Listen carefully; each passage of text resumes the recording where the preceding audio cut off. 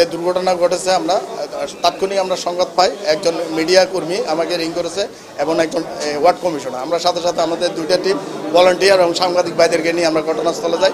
সেখান থেকে গিয়ে আমরা এই দুজনকে, একজন পাইলট আর একজন তার সাথে ছিল বিদেশি, তাদের নামটাম জানা জানি, কিন্তু আমরা যখন উঠেছি তখন তাদেরকে জীবিত ছিল, তারা কথা বলতে না পারলেও তাদের আঙ্গিভঙ্গি বোঝা যায় দুইজন জীবিত ছিল।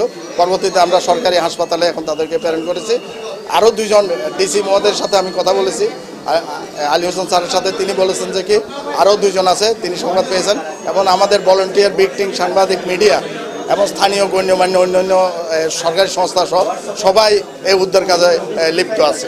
এখনো পর্যন্ত আমাদের উদ্ধার কার্যক্রম চলতেছে। আমাদের কাছে দুজন রোগী আনা হয়েছিল, আমরা একজনকে মৃত অবস্থায় পেয়েছি, একজনকে অনেক গুরুতর অবস্থায় ওনাকে আমরা জরুরি চিকিৎসা দেওয়া হয়েছে। আমাদের স্পেশালভাবে জরুরি চিকিৎসা বোর্ডের মাধ্যমে চিকিৎসা দেওয়ার পরে ওনাকে ভর্তি দেওয়া হয়েছে। বর্তমানে উনি সার্জারি ওয়ার্ডের আন্ডারে চিকিৎসারত অবস্থায় আছে, স্পেশালিস্ট চিকিৎসকদের তত্ত্বাবধানে রয়েছে।